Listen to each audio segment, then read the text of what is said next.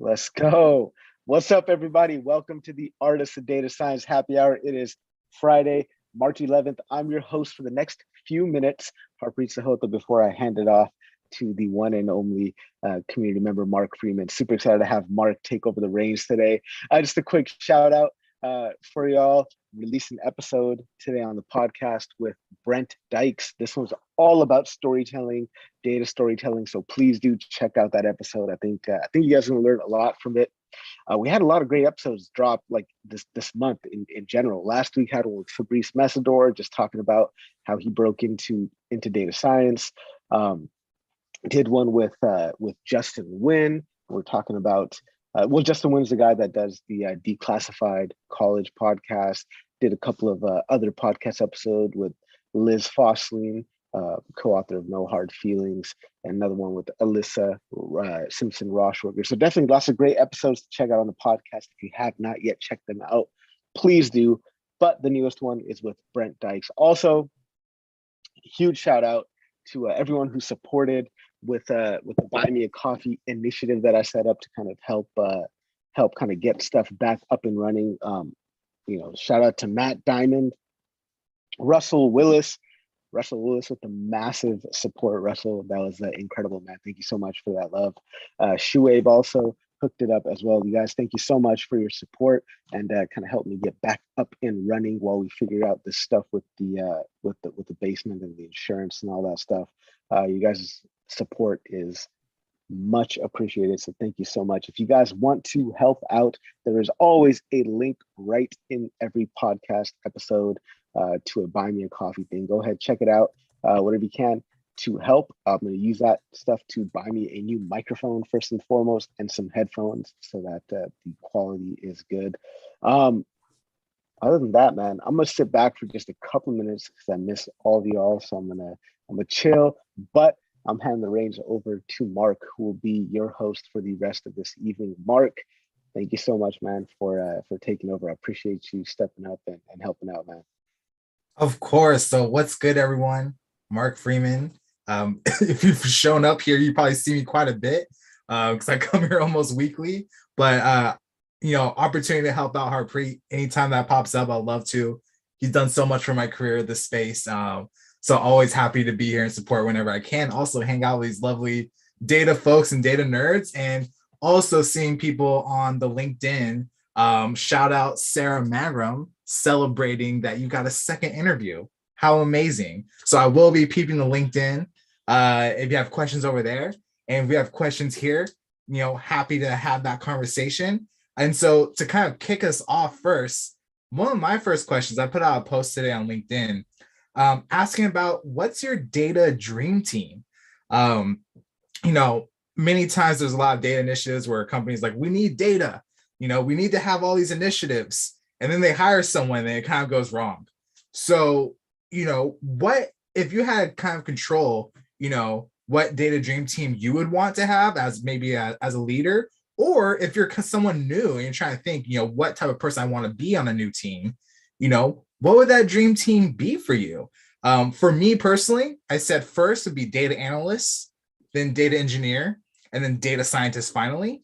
But there was some debate in the comments. So I'm curious what others have to say and their perspectives. And so to kind of kick it off, I'm just going to go with the easy ask. Vin, what are your thoughts, since you've built teams before? So start off, Mark Cuban leading the team and funding it. So sponsored by Mark Cuban. If I could get Jay Pearl to head everything up as far as the research side of things, I would go with that, definitely. Andrew Ng, you got to have him. He's the one who's going to be doing, data literacy and education throughout the organization. So I'm bringing him in. But you can hear, I'm calling out these roles that nobody talks about. I'm talking about somebody who's going to be saying yes to innovation, because if you don't have that person, you're done. I mean, just pack it up. Why have a team? If you don't have someone who's going to run the educational side of things, who's going to not only teach the team and grow and mentor the team, but also the rest of the organization, then you're in trouble there too. And if you don't have someone who knows how to run research, somebody that has an academic background, but is also made money with research, again, you're set up to fail. And so when we talk about all of these roles within the team, we always forget the ones outside. And there's all these other pieces that need to be in place, or your data scientist just kind of shows up and goes, "Where's the data?" And even if there's a ton of it, it doesn't matter.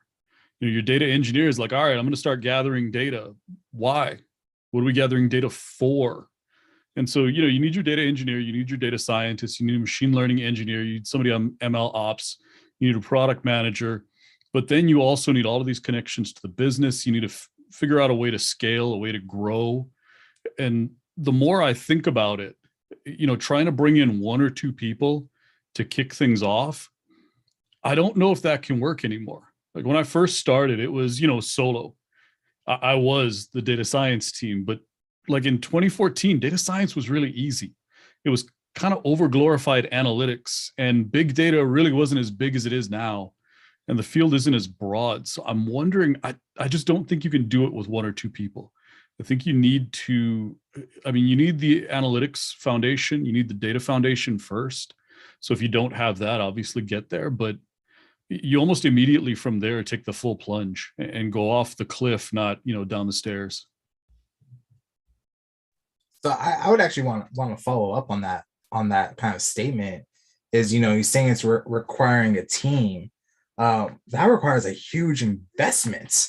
To have that. So people can really kind of say like, hey, we can hire a couple people for headcount, but to have a full department, that's a huge ask.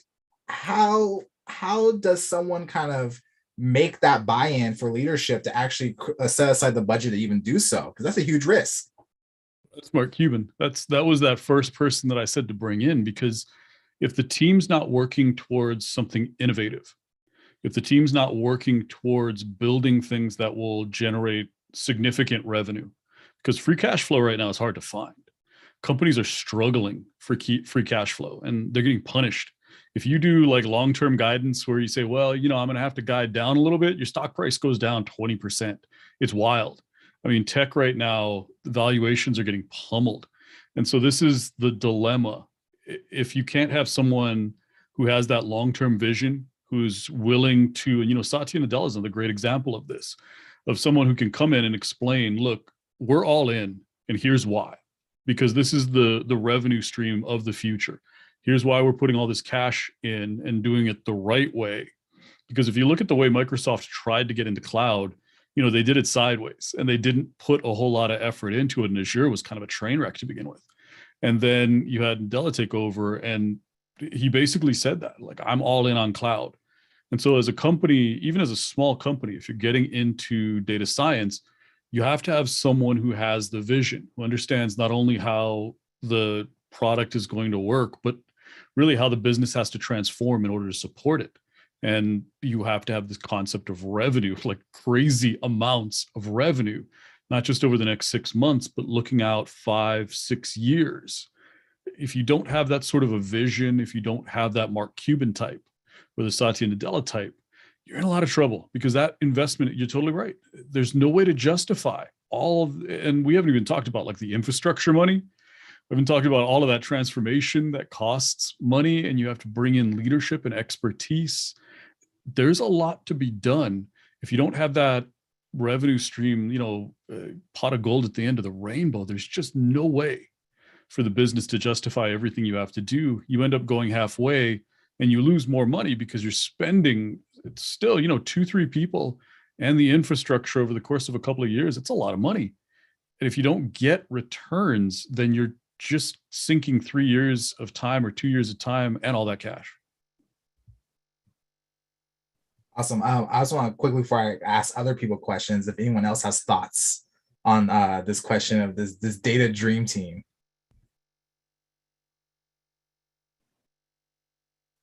I think sometimes people overlook that. Sometimes the talent already exists there. They're just not they're not given the mandate or the space to like do the good work that needs to be done.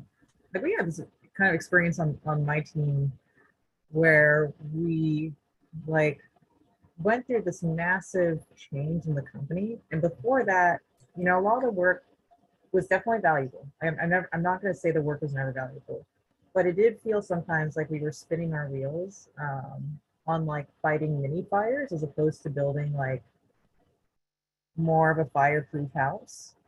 Um, and you know, there was a big shakeout. We lost a lot of people. It forced the company, or like at least the company and also the org, to really kind of rethink how we were spending time. So the first thing that happened was we cut out unnecessary projects. Then we said, okay, we're going to really clarify the working direction of our team. And we're going to, and by we, I mean like my manager was a big part of this and advocating to our director, you know, saying like, we have good people here. We obviously want to keep them, but more importantly, you know, being good service people is not enabling us to actually do work that's impactful. Like in some ways, being the golden retriever is just like, it wasn't serving the business or our data scientists.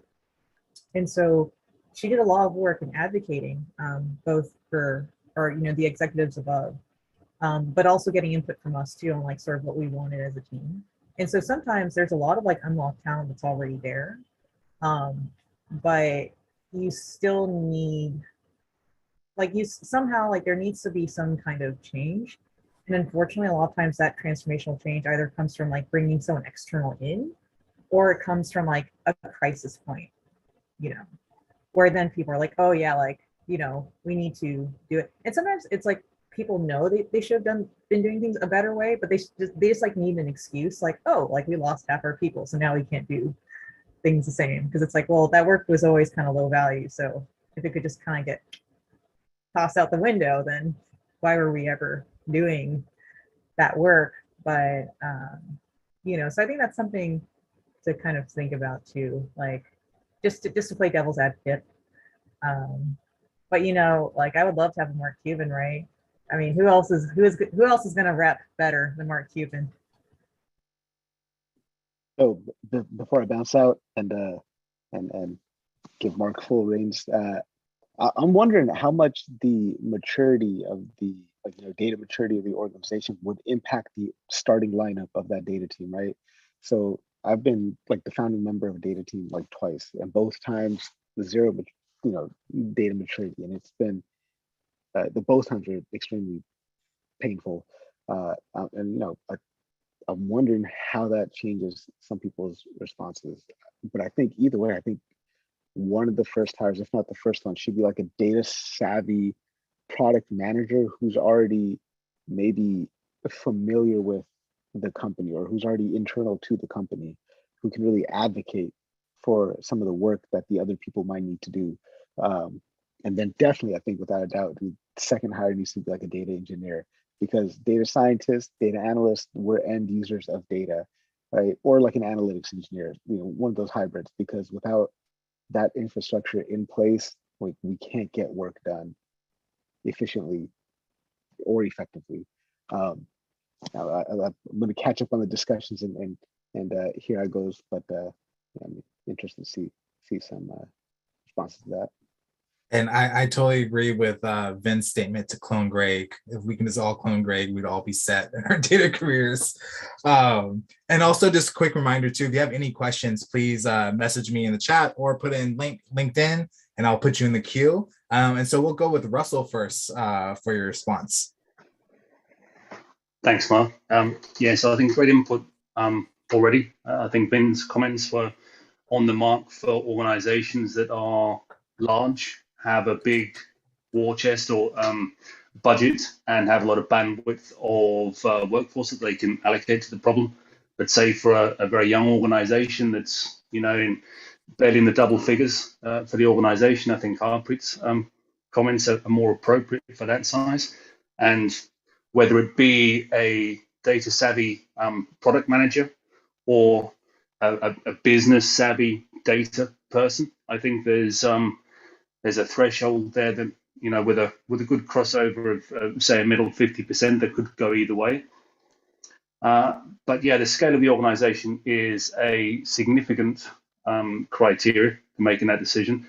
And as far as data maturity in the organizations go, I think that's also a big thing. You know, if especially if it's a large organization, if there has been ingrained paradigms and habits of doing things a certain way, trying to break those and take them down a structured, data-driven, data-enlightened approach. There can be an awful lot of inertia to break that direction and move you out of that rut. And that can be quite a painful process. But as soon as you start to move out, as soon as you redirect that inertia, it gets easier. Every increment that you take towards a new direction gets easier. So there's a lot of, whilst it sounds like a simple question, there's actually a lot of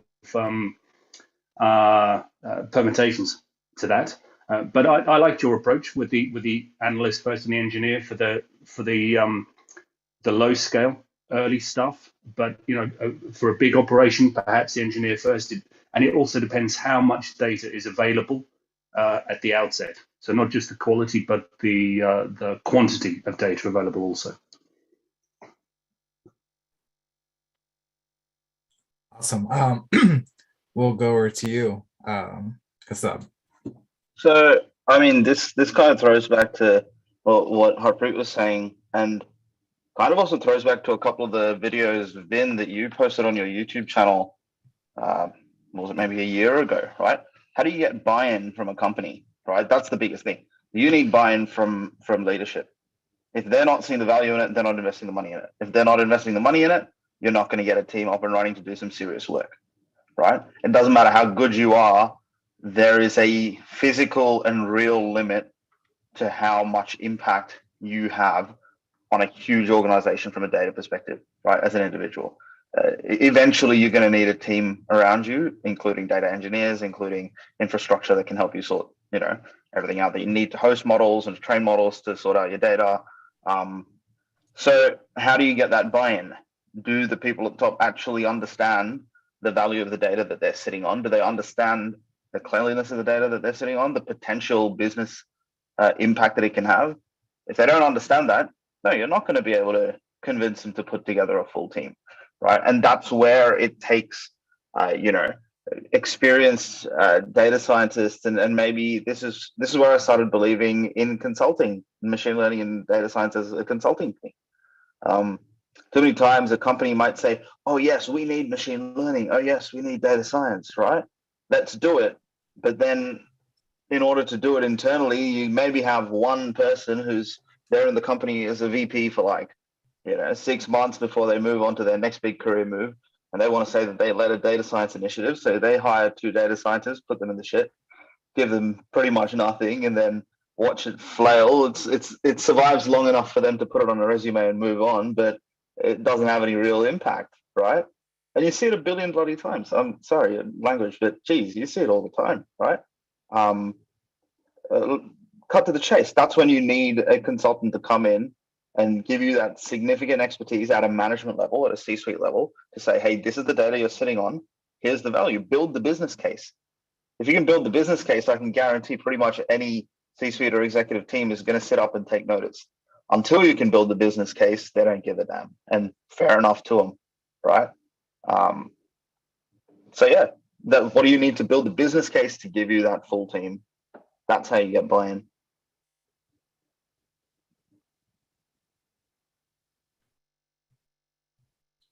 Great. And I'm new to this hosting stuff, so I'm trying to figure out how to get back into regular view, because I put you on spotlight and now it's not coming off. So we all learning together here. It's great. All right, we're back now. And yeah, I agree. I think in my original post, I initially said that I think the data analyst should be the first hire, but after hearing Vin's kind of a talk of how it should be not individual hires or a whole team, that definitely changes my perspective. But I would caveat is that I still think that data analyst should be a first hire, and not for a full initiative for data science, but as someone to start building that use case in the data to have that report to bring to leadership. And so, go ahead. Can I ask, is that what you'd consider a first hire, or is that what you'd go to a consultant for? Because you could achieve the same thing with a consultant, right? Which gives you that short-term ability to experiment, to figure out, hey, what's the potential value in here, right? And then you figure out, okay, now we're going to create a data science team internally then you already know the value, you know the gap. So the consultant can give you an analysis. Okay, here's your infrastructure gap. Here's your engineering setup gap, right? Then you start going, okay, now I need the engineers in place to build the foundational platform that can let our model builders or data scientists come in and actually data analysts come in and make real value, right? Because too many times you see companies that have hired a data analyst or a data scientist first, they build great models on poor foundational data structures, poor foundational, data engineering flows, workflows, ETL, whatever you want to call it, right?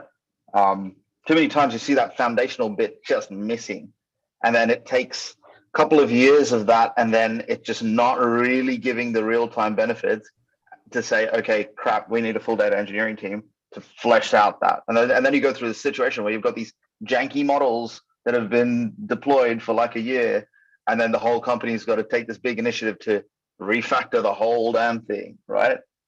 So it's funny that you bring that up, because one of the commenters on my post said exactly that, and they had the background to back it up as well, to say, like, I've jumped into multiple teams where the data analyst was hired first, and they created this a lot of technical debt, and then they had to she had to come in and fix everything, right?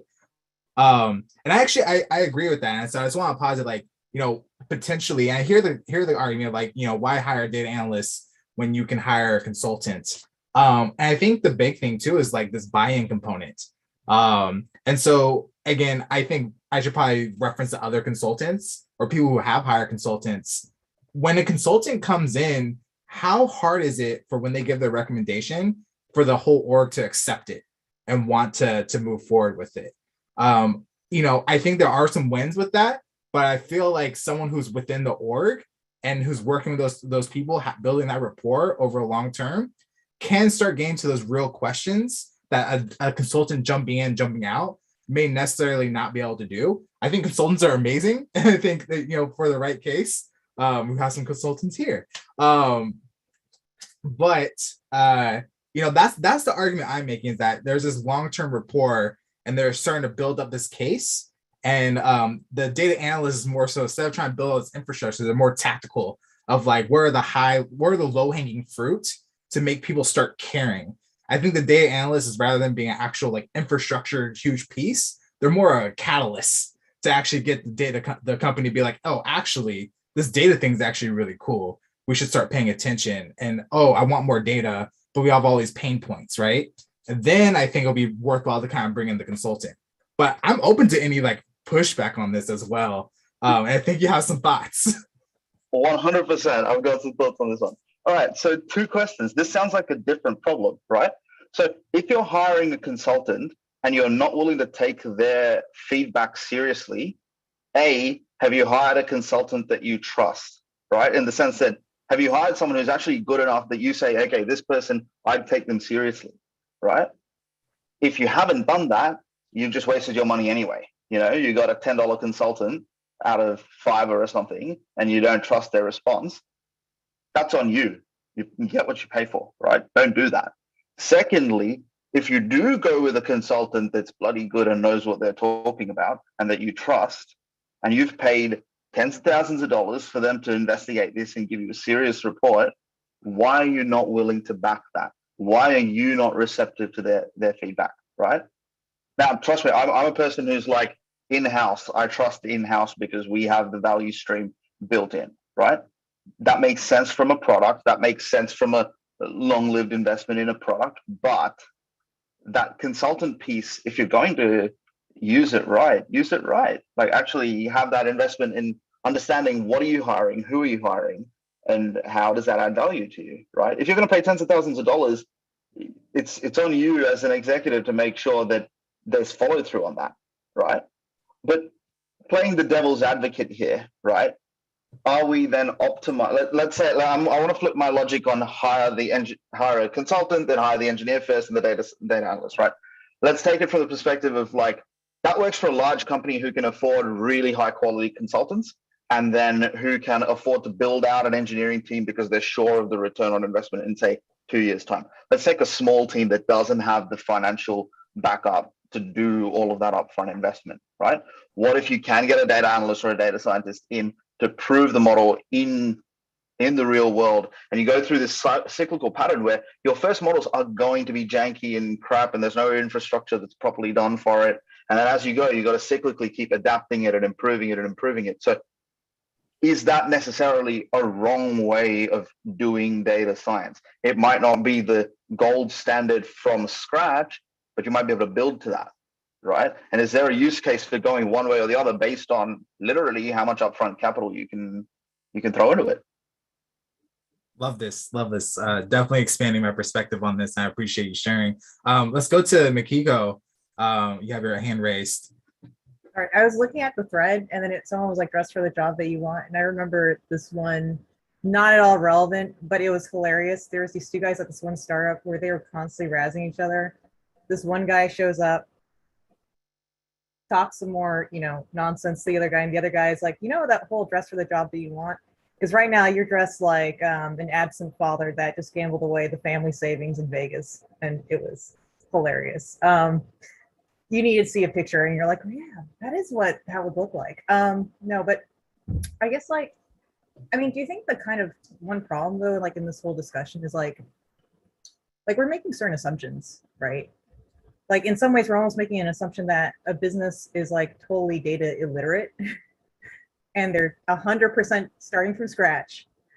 And in some ways they are small enough that they can adjust to the feedback. And at the same time, they're big enough that they actually have money and resources. So it feels like in this kind of discussion, we're talking about like, in some ways, like the perfect consulting opportunity as opposed to the reality of probably what a lot of companies look like. I guess so I don't know, I'd be curious to hear Matt's take on this, because I feel like there's a lot of cases where, first off, nowadays companies are not starting from scratch, right? At least their ICs are not. Sometimes the leadership doesn't always keep up to date, but a lot of companies are not necessarily starting from scratch. Like they do have something, especially if they're in the enterprise space. A lot of startups, sometimes they're a little bit too new to actually have the data to do anything with. And then also too, there's still this kind of trust factor of the whole, when you hire a consultant, sometimes people who are incentivized to do differently will not take the consultant's advice, even as good and well-meaning as it is. And that's why sometimes you do need someone to prove, someone needs to literally go, we are losing $1 million a year if we don't do this, or there's a market opportunity cost of 5 million if we do this. So a lot of times that kind of analysis, that kind of business proving doesn't come up until someone internally has done the analysis, because a lot of times companies will not willingly open the vault of their data to an external party. And if they do, they have to sign a bunch of NDAs. So I don't know, but I do kind of feel in some ways, a lot of the advice of kind of who we would hire, I do think it is very specific to that company and where that team is at that point in time. But yeah, that's just my 2 cents. Awesome. Let's go to Matt. Let's see. Makiko has high praise for your thoughts here, Matt. No pressure. Hopefully I can find the mute button. Yeah, I think what Makiko was saying was kind of what was playing around my head a lot at the very beginning, is who is the first hire is really kind of dependent on the company, and we were making lots of assumptions, but it's really not a matter of who the first hire should be, but when you should make your first hire. Because when I became a data scientist, after about 2 years, I started looking around. So I was interviewing probably once a month for 2 years in kind of Utah area, and Utah had a ton of startups, and data science was this new thing and everyone wanted to do it, but all of these startups had no idea what they were doing with data, right? Essentially they're just selling stuff online, just websites, right? And really a lot of the stuff that people need don't necessarily need a data team for.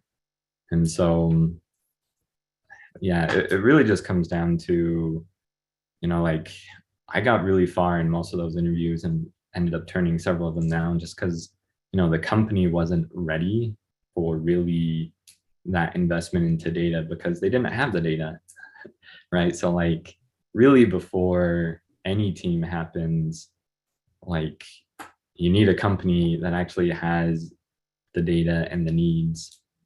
And yes, I mean, every company has, they have, they need to understand sales data and market data and other things like that. But a lot of that can just be done, with business intelligence. And so I guess maybe that, yeah, a data analyst is all you need at first, but, a data engineer to set up, Domo or Tableau or whatever is also really useful. But like, can I kind of get a team together to handle a lot of those needs?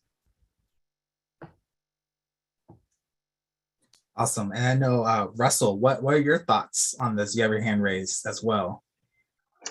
Yeah, so I've got a couple of responses from the comments since I last spoke, and one thing that I forgot to say the last time. So yeah, I think I agree well with Matt there. The timing of the hires is very important. So hire someone rather than wait 6 to 12 months to decide who you should hire first. At least hire someone and start the journey, even if it's even if it's a suboptimal hire, i.e. you've not hired the right person, so you've gone for the data scientist first rather than the data analyst or the data engineer, whoever is optimal for the situation. At least having some hire and starting somewhere is better than doing nothing. But the key bit that I missed out saying the last time was I think someone like a data landscape or a data ecosystem architect, someone that understands the entire topology of the ecosystem or the landscape is really key, because then they can understand the maturity. They can let you know, you're actually quite mature. You could go straight for the data analyst or the data scientist here, or maybe you want to start with a data engineer first, or maybe go for two. So there's good insight that can come from that. But that role is essential for the longevity and the quality of the data team for its entire life cycle, basically, because that's going to be the gel, the catalyst that brings all of the streams of data work together. To make sure the analysts work well with the data engineers and the data scientists, etc. And then lastly, if we are then talking in realms of large organizations as well, that architect, that oversight of the entire data landscape is quite key, because it's possible that you'll have different elements or different parts of the business start some work with data analysis separately from the others, little microcosms of data analysis. And they might start with completely different methods, different strategies, different structures, etc. And when they get mature enough to want to consolidate those, they may be incompatible. So having that oversight and understanding of the entire landscape at the start is really an optimal place to be. May not be, may not be the best option for you if you're limited on budget, but if you can do it, I think that's a really key hire to make first. So would that be like a kind of like a solutions architect who understands kind of like this larger piece? Yeah, I guess so, but I'm also labels aren't needed. Yeah, excuse me again. I'm talking about this in the realms of data only. So you've got architects throughout the business. You've got software architects,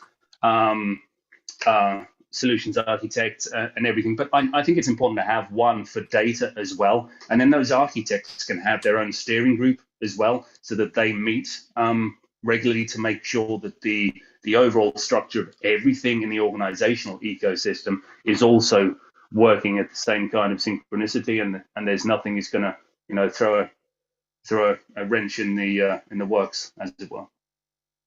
You bring that up, and that's actually been something that's been very top of mind, because in the organization I'm in, we've built up a lot of trust through our work from the engineering team, where they're starting to get more hands off and letting us kind of build more so we can move a lot faster. And something that's been really top of mind is like, great, we have a lot of this freedom. We can finally move forward with things we want to do. But how do I prevent us kind of coming like a tale of two worlds, where I totally butcher things tale two cities, wherever it is, but two different groups, two different systems where they all of a sudden now that connection between the two becomes a bottleneck because we're not communicating with each other. So I think that's a really interesting point because that it's not happening right now, but I want to prevent it because I am taking a lot of lead on kind of this data infrastructure side of things, at least from the data science perspective rather from the engineering perspective. And it's challenging because many times we don't speak the same language. So trying to translate between data scientists and engineers, it's been a common theme whenever I show up this week is just how do I talk to engineers? Y'all are weird, but we're weird too. So we're just weird in different ways. Awesome. Stop. So I guess this is kind of extending on what Russell was saying is, what's the definition of done for a data scientist or a data transformation, right? Is it that, hey, we've built models on the data and they run? Does that mean we're done here? We've hired someone to build some models. How do you understand that as a business, right? What's the actual requirement for your business to actually see the value that the data holds and its potential value, right? And this is where someone with that significant architectural understanding, that lay of the land of knowing, okay, what's the infrastructural requirements for this? What are the, how can we actually consolidate the data across the whole business? Understanding that topology is that's quite key. So having that kind of person there is important. And I mean, yeah, it speaks to what Mikiko said as well, in the sense that not every company is completely immature and doesn't know anything and are looking for, please teach me, right? Like there are a lot of companies that are quite a ways along in their journey. How do you start by understanding how do you start understanding all the pieces that actually need to fit? You need that kind of significant architect overview of, here are the platforms you're using, here's all the different variations in your data, right? Really establishing that definition of done is important. Otherwise, I mean, I've seen situations where, so especially at like a C-suite level or a senior management level, it's like, oh yeah, we got the guy to do the model, right? That was done. Isn't that the data science initiative?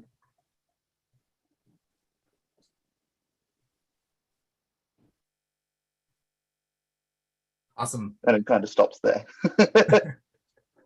Yeah, I think actually, that's a good question. I like Russell's kind of point is that the data work is never done. Oh, so true. The moment that you release data or a model into the wild, it begins to like decay. So constantly herding cats to make sure or your data acts nice. Mikiko, you have some additional thoughts. I do feel like that's something that in the early days of a project is something that kind of needs to be identified in scope, is like, what does success look like? Because like for some people, success is a POC, whereas for others, it's like success is the model is deployed, we have tested it, and it's like rolled out in the product. And I do kind of feel like sometimes, like, and this is a little bit hard. So when a project has like a clear like product initiative or a product owner, it is a lot easier to say like what is done at that point, because the goal is getting into the product, right? But a lot of times projects are sort of like, so not all times, but for projects that are self-initiated by like a data scientist or just anyone, by an IC, right? A lot of times I do kind of feel like it is motivated a little bit by like shiny tool syndrome, which is, oh look, GP3 came out. Let's figure out a way that we can use it. And at that point, there's usually a lot less a good business explanation for why someone wants support.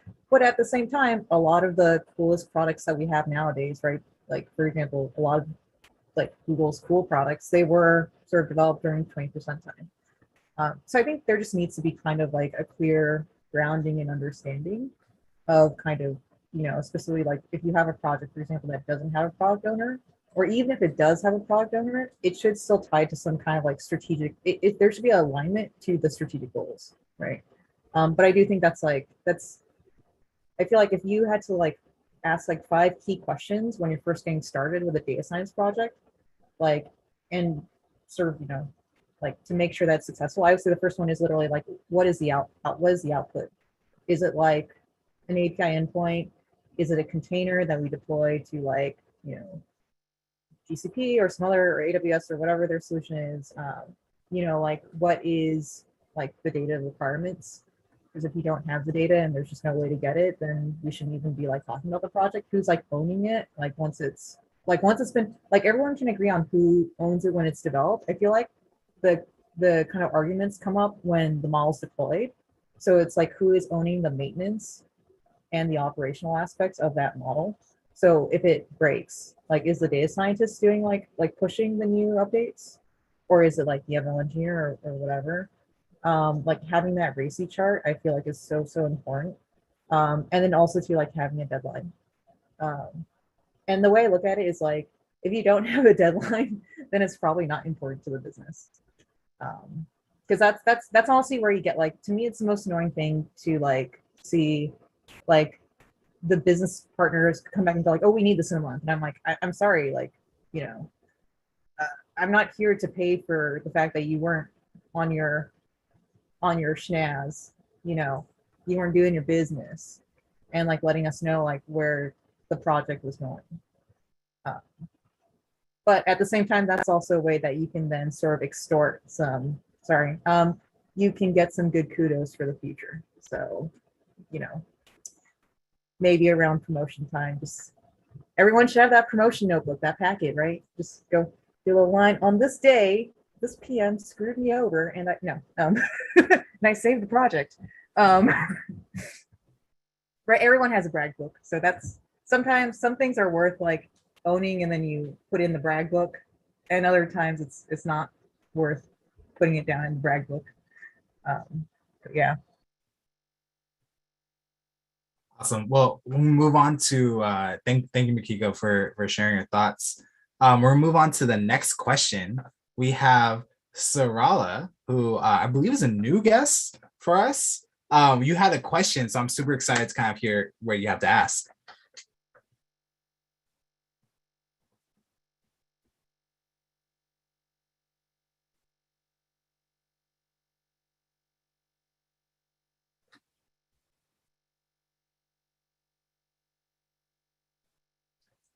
Give a quick moment.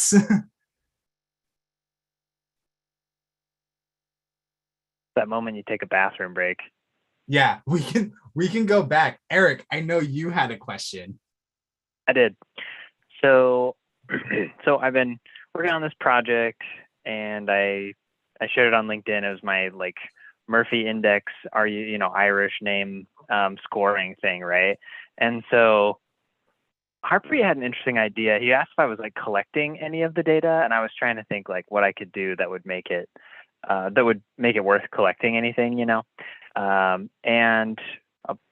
idea that I had was it could be interesting to collect, even if I didn't collect the names of that were submitted, just collecting the scores, and to be able to say, for future people, you are in the top 10%, or here's what the distribution of scores looks like, or something like that, right? So that's kind of the first idea. So my question was, from a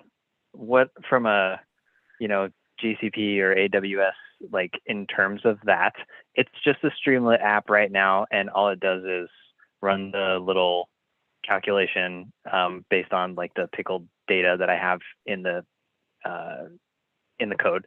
And so what would I need to do to take that and save it somewhere and call it again to be able to like visualize it? What are the words / pieces of the platform that I would need in order to set that up?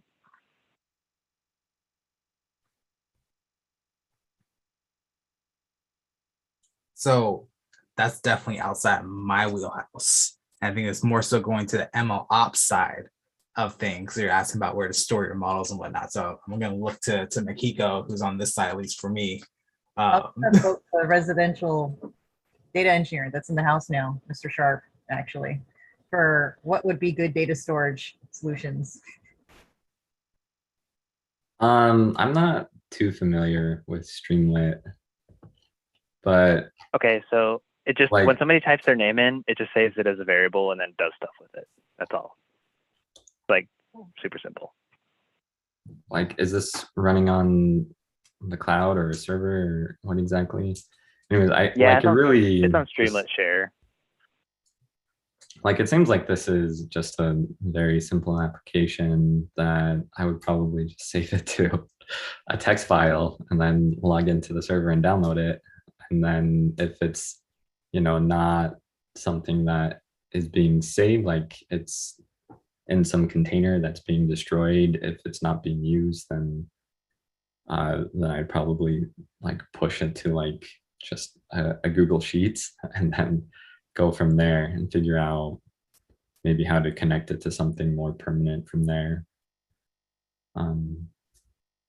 Upload, So- if it saves it to a CSV file, upload it to like S3 or something, some storage, object storage. So Yeah, GCS would be like the equivalent of S3, so it would still be like appending to like a text file or something.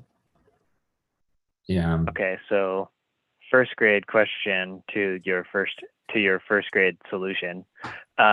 When you say, "Oh, just save it to a text file," like, can you say a little more about that? What that looks like? Is it like, am I gonna need to? So Streamlit Share just plugs directly into my GitHub repo, and so where does that text file live, and how do I connect to it? Or yeah, where does the text file live? I can figure out how to connect to it and do stuff with it, but I don't know where that's stored. So I quick mean, note. Oh, go ahead. oh, like it could just live in your GitHub, right? So like you can have text files as inside of your repo, and it could be stored as LFS, which will have some limits, but like it can just kind of work together until you come up with a better solution. So somebody goes, let's say that you go to the app, you type your name in, Sharp.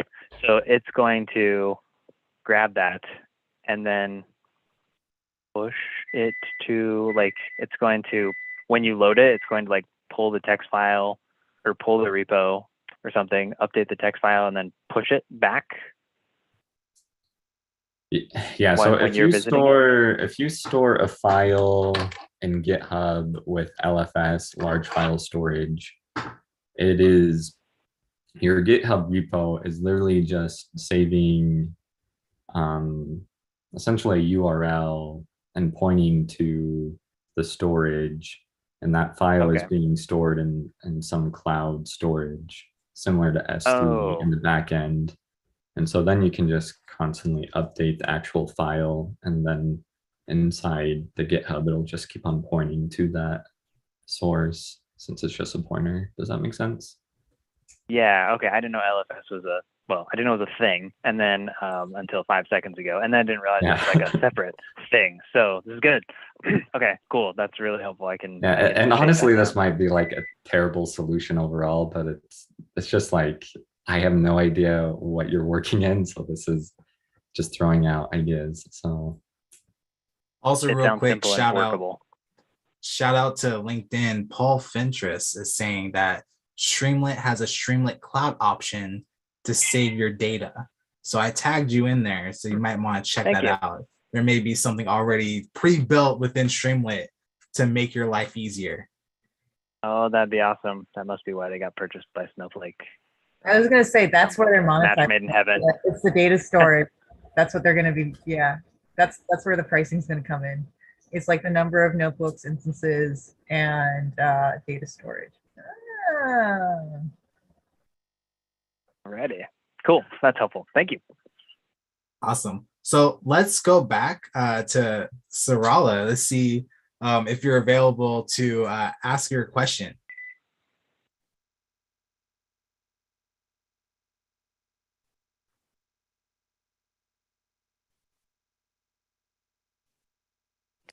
Hello. Is my voice audible? It is. Oh, yeah.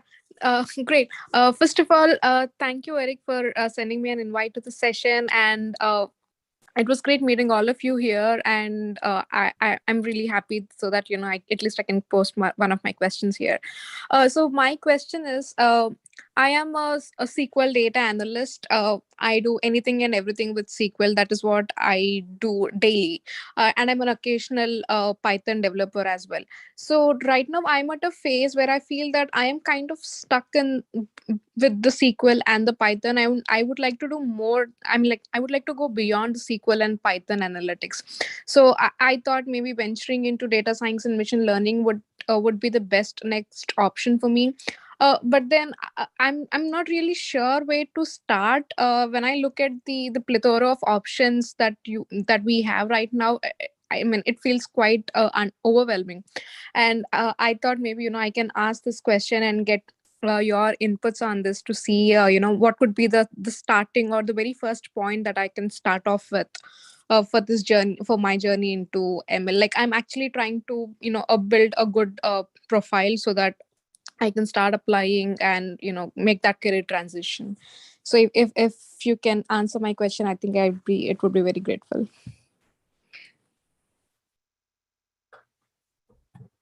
So I'm gonna open the floor to anyone who has thoughts on making this transition from being strong in SQL, knowing how to build Python apps, but moving towards a more data science side. And imagine people are probably gonna ask more questions first to get more clarification, just to learn more about your experience. Gina? Yeah, just real quick, as somebody who's also transitioning to data science, although yeah, I did a boot camp and have been working on other projects. The fact that you've got Python and SQL is huge, because pretty much every single thing I've heard, including from Nick Singh in his book and in his interviews, is like Python and SQL. Know these for pretty much any data science interview, right? I mean, just be prepared. And you'll probably get asked about it. So that's thing one. So take heart in that. Okay. And I would echo those. When you said SQL, I was thinking to myself, I'm like, I think like 80% of my job right now is SQL, because I use it just to pull the data, you can do the stuff. So you may switch jobs, but you still might doing a very similar job in some kind of way. Makiko. Yeah, I'm good. I mean, we have plenty of people on this call I think are better equipped to provide a good answer. But I think I would always sort of ask yourself what you hope to get out of your next career transition, out of your next job. And the reason why I kind of say that is because, it's easy for a lot of us to kind of throw like a list of resources and skills at you. And we all have our own different opinions and, experiences from like our kind of career trajectories. But I think it's important to kind of know your why. What kind of projects and what kind of work do you want to be doing? What kind of team are you looking for? The reason why I say this is because, a couple of the data science boot camps I sort of mentored at, there was a portion of people for whom they kind of saw moving into data science as sort of like the next step up the ladder. And it is a different type. Working as a data scientist is a different type of role. There are skills that, Venn diagram, there are skills that overlap, absolutely. When you move to data science, or when you move to working as a data engineer or an ML ops engineer or what have you, there are other skills that you will have to pick up. It is what it is. And part of being successful is understanding that gap between what you have now versus like kind of where you need to get to. But it's also like kind of understanding like your why, what is the type of work you want to be doing, what type of projects do you want to work on? Because I think the trend nowadays is that in a lot of different types of roles, it's kind of expected that people have some experience with machine learning models, like even simple ones, and have some kind of understanding of it. And so, for some people, like at the students at bootcamp that I mentored, for them, what they wanted was they wanted to grow in their career. They wanted more money. They wanted to have a more strategic role. And so they learned machine learning, but they learned machine learning to become more senior data analysts who are kind of able to sit at the table to inform on projects. Some people, they still went into a data scientist role. It was a little bit closer to the way a data scientist role, like a product analytics role, is thought of at like some companies like Facebook and Apple and all that. Some people went to more of a research scientist role, but a lot of times the kind of the role that you want to go for and like the skills that you need to then sort of, build up to get to that role, it's dependent on the type of work you want to be doing. So I would always kind of like ask yourself, Yeah. understand your why and kind of what you want to get, what would be that, Yeah. and then you can kind of like map the skills a little bit more easily, because a lot of our data scientists, for example, yes, they are building models, and this might not be the case at other companies.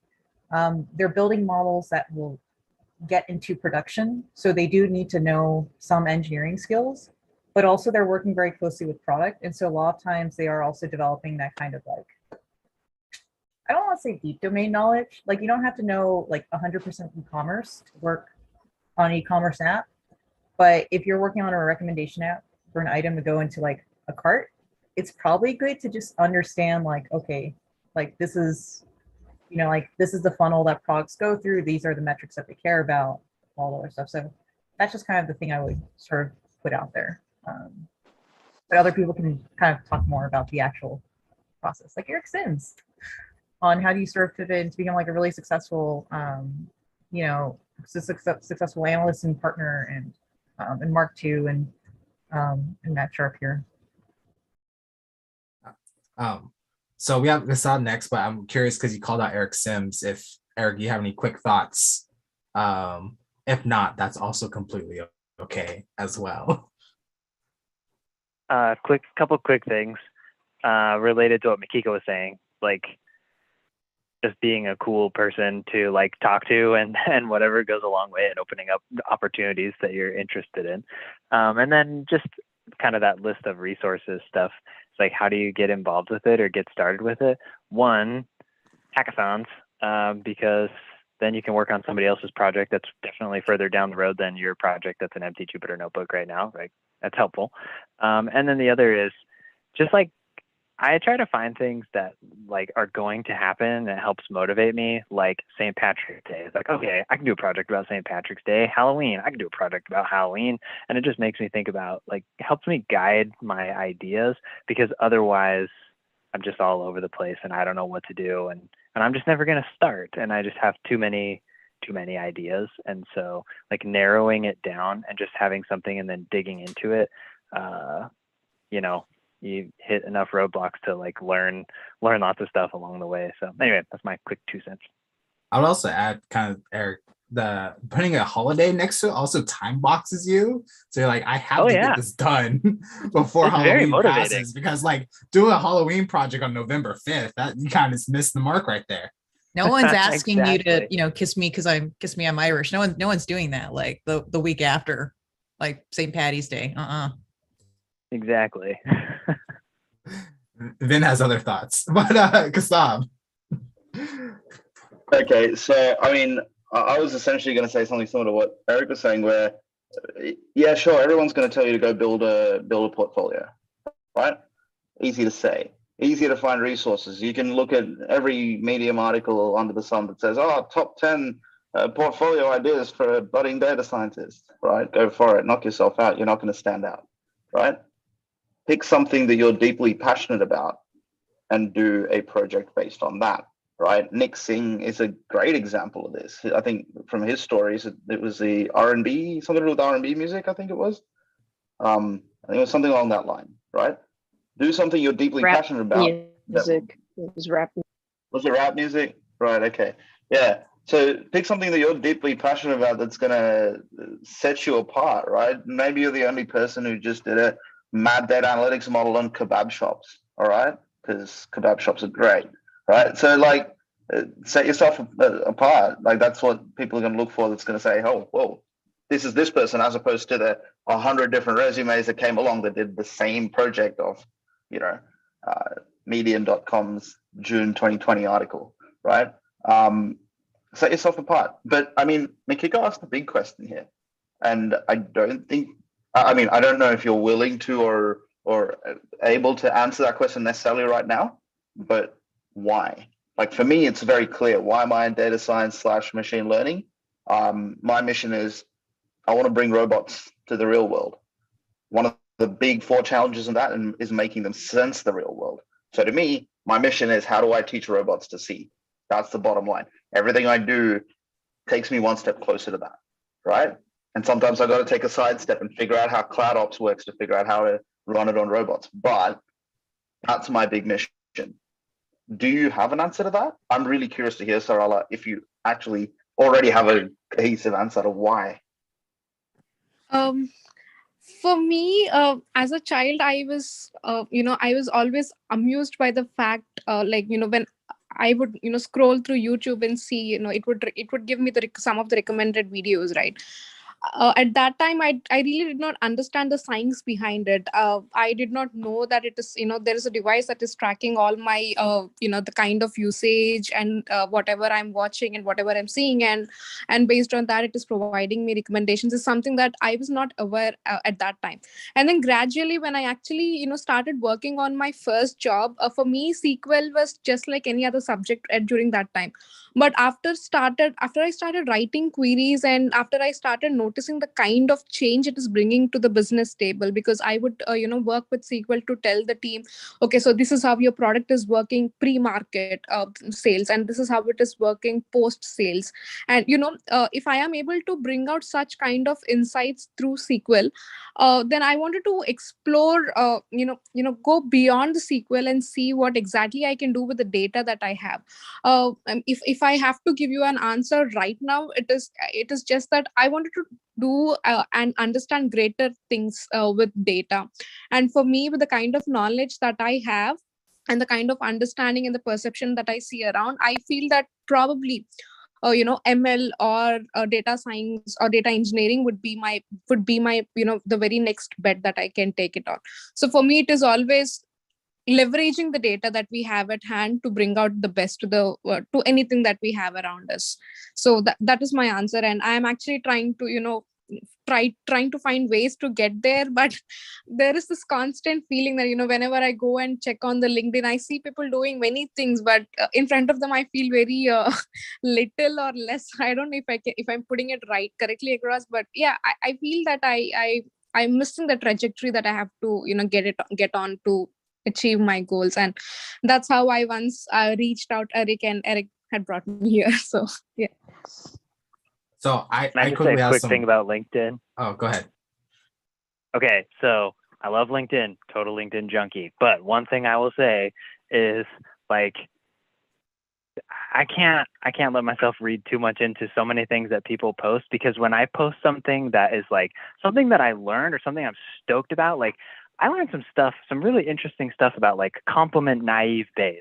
But if I write a post about that, ain't nobody gonna see it, ain't nobody gonna like it, ain't nobody gonna care. But it's like something that actually matters professionally and can actually be useful to me. But if I get a certificate or 100% on who knows what quiz, that's just gonna like light it up and make it look like, oh, this is so awesome. So like, grains of salt, take them as needed, as many as needed, whenever they're needed. So Can I just chime in there? I'm just going to chime in there. I'm a serial, I don't post on LinkedIn kind of person, right? I will comment on other people's posts, but I'm always dead scared to post what I've learned this week, because what I've learned this week makes sense to me as, shit, that's cool. I needed that for my personal development, right? And that's big for me, right? And it might be something super basic to everybody else. And I'm sitting there going, if I share this, people are going to be like, oh, is that all he's learning, kind of thing? Because you only ever see these people that are like, oh, I finished this entire cowgirl competition, got a medal in it, I did this massive thing, right? You only ever see the top of the top. This is like, you've got effectively the Instagram model equivalent happening on LinkedIn, right? You've got your LinkedIn data science models, right? And it's intimidating, it's not easy, and you like, cut out the noise, man. Like for your own personal like self-worth and your just sanity, cut out the noise, focus on, and this is why that why is really important. I don't care that someone else has become the genius in graph neural networks, because that doesn't help me teach robots to see. That's my grounding feature, right? This is why it's not just about what are the techniques I'd like to work with. It's not about the tool. It's about the end goal, right? if you have that vision in mind, I keep zeroing back to that. So I don't care if I don't post on LinkedIn. I don't care if what I've learned is something so dumb that any infrastructure or cloud architect would sit there going, man, this guy's dumb at his job, right? Because I know 10 other things that they don't know that regard to serving on robots. And that's my mission. Why are we measuring ourselves to what other people are posting? So look, I hear what you're saying. Don't worry about what other people are posting, right? In terms of, oh, they're moving ahead, they're moving so fast. Am I missing out? This FOMO. Figure out why you want to do it, and then cut the shortcuts. Don't waste your time learning stuff that other people say is important, right? I do think it's important to like have like literal blackout periods on social media. So like when I was doing I mean, when I was doing like the data science boot camp, like that is sort of kind of the nice thing about structured environments is that part of what they do for you is they sort of give you that sort of goalpost. Like they give you that thing to like that outcome to measure yourself against. Because like sometimes self-learning is a little bit hard. You have to kind of like you have to kind of know and set your own milestones. And I feel like it's hard to do that if you haven't already gone through that path already.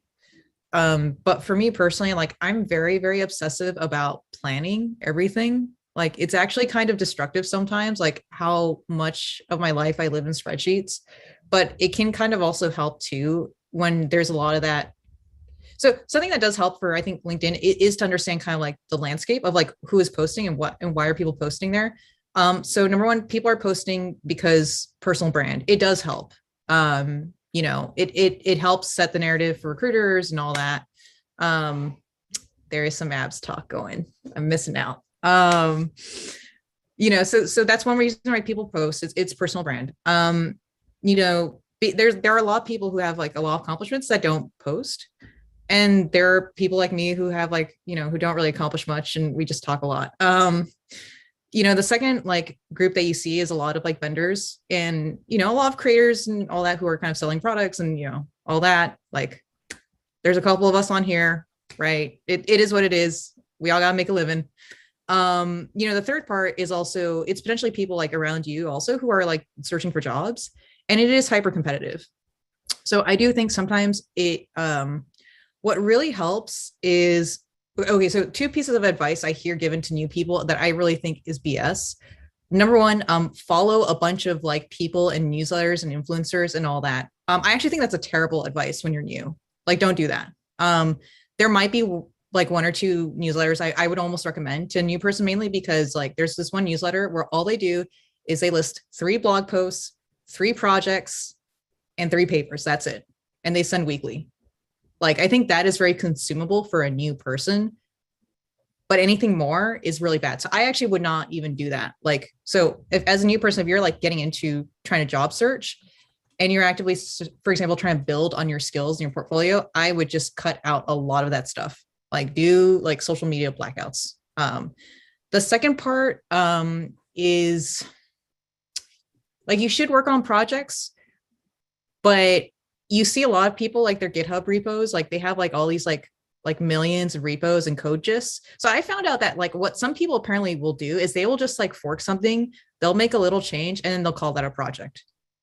Or they'll just do collections of little code snippets, right? Like that's, you know, a lot that's like vanity metrics. Hiring managers, when they do look for portfolios, they're actually okay with fewer projects that are just really well done. Like they really are. There's a few students like who the mentoring program, like I maybe I can go track down their projects, but they literally have like 2 or 3 repos. They're adding more, but it's just really well done projects. You know, so there's also that where it's like you could kind of drive yourself nuts by like trying to do so much and compete on the numbers game. So where you can compete is quality. It's quality and it's putting on your own unique spin.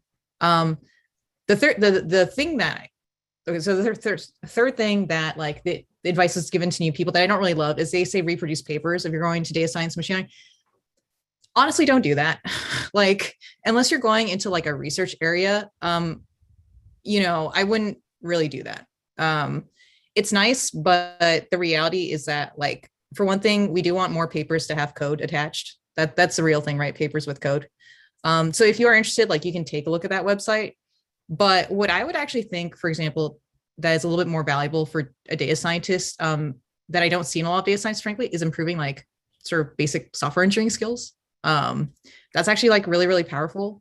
And so a lot of times what's probably better is to like find a good blog post or write-up of a project someone did, and then really kind of go through it and reconstruct and like diagnose or dissect the decisions they made to essentially get like a model up, and then to get it sort of like how did they share the model with people.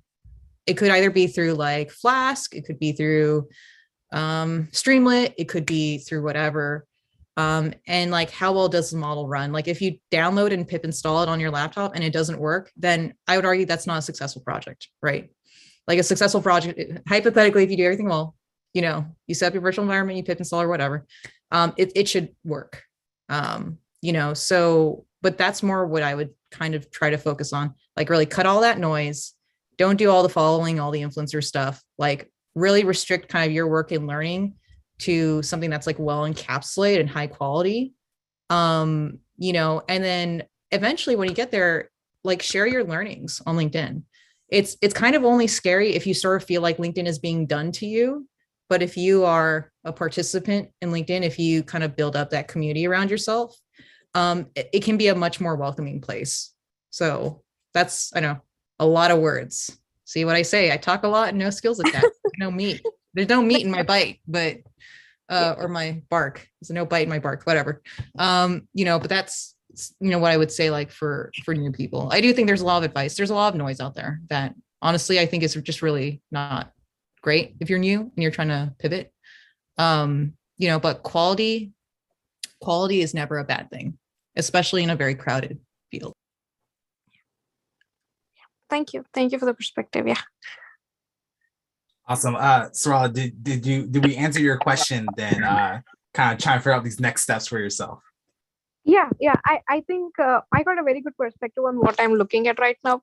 Maybe I'll pick a few points from this and start building up the roadmap to where I want to be eventually. Yeah. Thank you so much for that. Amazing. Awesome. So we might have time for 2 more questions, but our next question is Gina regarding some resume work. So going back to the kind of like a job search and LinkedIn kind of thing. Yeah, thanks. So speaking of advice and a lot of noise out there, one thing, obviously there's tons of resume advice, and there's resume advice that might go for more of a project manager, program manager outside of data science, for one example. And then there's data science resumes or software engineering, etc. One question I had is, so a while back, some years ago, it was said that you shouldn't do any formatting on your resume. For example, any boxes, any graphic elements, things like that, columns, etc., because it won't get through the applicant tracking systems. So I have one question around that to start with. And, I've heard various things. It seems like you should have a skills section, but I've even heard some say, don't even put that in there, but try to capture, if you worked with SQL or Pandas, Python, all the rest, capture that in your like a technical projects section. So I'd love to hear people's thoughts basically about getting through that ATS. Obviously, the best thing to do is to try to connect with people who are hiring, et cetera. And also this is, I'm thinking US focused. I don't know how things are in other countries as far as what is expected from resumes, but here it feels like, 1 page max, unless you're extremely experienced in this particular field. And also, oh, make it visually interesting. Well, that's nice. But if it doesn't get through an applicant tracking system, then I don't know that anybody sees it unless you actually are talking directly to a recruiter who walks it over to a hiring manager, et cetera. So love to hear your thoughts on that. So let's go with Matt first. Yeah. So I've probably helped thousands of students with resumes. Like, and I've been through the song and dance a lot. Like, whenever you give advice, like everyone disagrees or agrees, or like, should it be 1 page, should it be 2 page, what should this be, what should that be? Like, a lot of that really comes down to style and how you want to preference yourself, and like, you really want to pick something and lean into it. Like, you like, no matter what you do, you're gonna impress some people and you're not gonna impress other people. And so generally, like, I pick what I think will impress the maximum amount of people, right? And so like, so I generally always keep my resume to 1 page, even though I could definitely do 2, 3, 4 pages, but I keep it to 1 page because in my mind, like, people just scan them really quickly. And then like, really it comes down to the content, right? And so like, I often tell people throughout the skills section, like you were saying, but that's because, like, it all comes down to like, if you have amazing work experience, you want to highlight that, and you don't want it to be buried behind the skills section that's just taking up space. Obviously, if you were able to do this amazing project, you obviously had to know the skills to do it. You probably, if you deploy the GPT-3 model that did this, great thing, yeah, you got to know Python, you got to know APIs, you got to know a bunch of these skills. So like, it's kind of already inherent, but like, really the only reason the skill section is in there is so that way you can like bombard, these automated systems that just try to like filter you out automatically. So like, that way they can automatically know the words you're looking for. But like, you can figure out, like, those automated systems aren't smart. Like, if you want to know how they work, they just take the job description, they take your resume, and they word compare. And if you have more words that match and meet a certain threshold, like 10% or whatever it is, then you're golden. So like, if you want to get past an automated system, all you have to do is look at the job description and then just throw those words into your resume, and then you're good. And then once someone sees it, then they're going to really care about. And so like, in my opinion, you should always write your resume so that way when a person sees it, they're impressed, not when some computer system sees it. Like, you should never care about the computer system, in my opinion. If you get filtered out at that level, then you weren't a good fit for that company anyways. So those are some of my strong opinions, but that I say lean into, and you don't have to agree or anything, but those are just some insights. So follow-up is simply, so yeah, and I've heard this many places as well, but yeah, it's been really impressed upon me, and I've actually been working with a coach who's been doing this. She's a wizard at stuff like this, and she's great in all kinds of other ways, but getting those matches. So if a job description calls for, let's say, TensorFlow, which I've used in a project, and scikit-learn and pandas and Python and Keras, sort of TensorFlow-ish, et cetera, then I want to make sure that those show up in my project description somewhere. So if I don't have that skills section, then I want to at least make sure that I'm getting not just those words, but other words, right, from the job description, similar kinds of words that will help it get through the system, and or if it goes in front of a recruiter, it makes it real easy for them in a quick scan to see, to kind of go, oh, I can see that this person, like, even if it's words that aren't technical skills, but it's kind of wording things in a similar way, that it just makes that comparison easy. Would you agree with that? Because on the one hand, you're saying, write it for a person, And there's the thought that someone mentioned, maybe it was you, Matt, just saying, if you've done these projects, it's kind of implied that you know these skills or you have these abilities, and yet you're trying to get through that ATS, then like you said, the computer isn't going to know that. So just clarifying on that. Yeah, I mean, it depends on what you're trying to get through, right? Like if you're trying to avoid the system altogether, like if you have a referral, you're probably going to ignore that whole ATS system altogether, right? Yeah. And so then, yeah, just optimize it for how you write it. But if you're applying to some big company and you don't necessarily have an in and like other things like that, then yeah, like you do need to get past that ATS system and go through and kind of maybe take the job description, sprinkle in some of the keywords into there. But ultimately, like a well-written resume, like you'll notice, oh, I already have all these right words in there. Okay. Oh, and one other thing, formatting.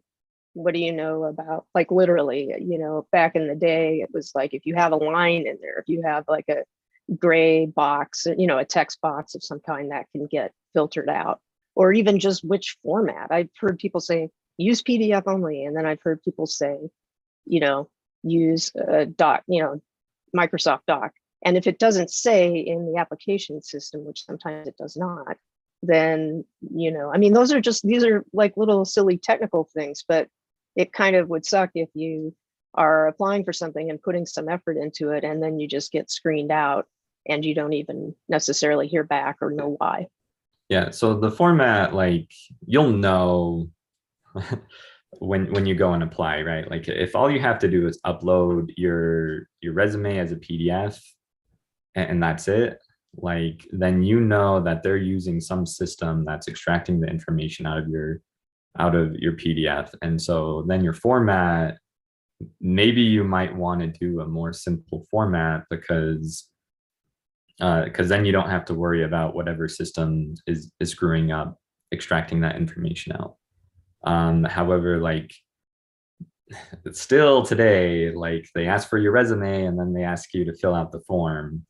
And this happens a lot and people always complain about it. But like if that's the system you see, then you know that you're good. You can upload a resume that's very visually appealing, that has whatever format you want, because you're going to be copying and pasting all this information over into a system that will then be able to extract it, right? And so you just kind of got to know what system you're dealing with. And a lot of those systems that are extracting the information out of resumes are getting a lot better.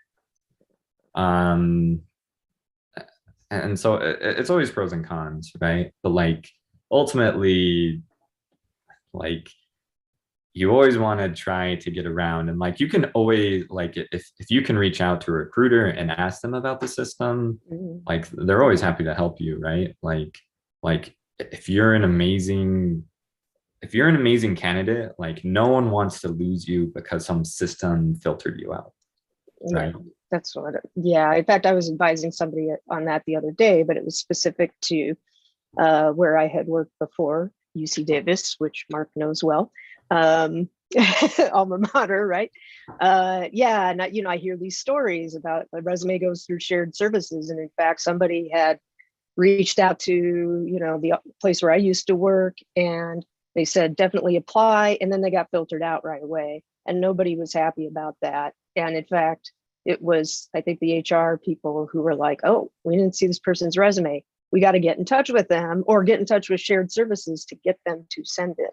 So that is, and this is just like something I've kind of picked up on, and I think it might be helpful for others who are listening or who tune in later to kind of plus one that and say you're helping to solve someone else's problem, and if you reach out to them, that helps a lot. And also some notes that Nikiko was saying in the chat about she has an ATS resume and an in-person resume, but she says she often uses the ATS resume because it's real clean and sharp and to the point.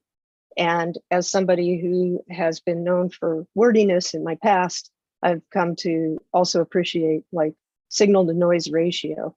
If you maximize the, the quality of the shorter resume, that one pager or anything you write, then it's going to have more impact than if people kind of have to wade through a bunch of stuff.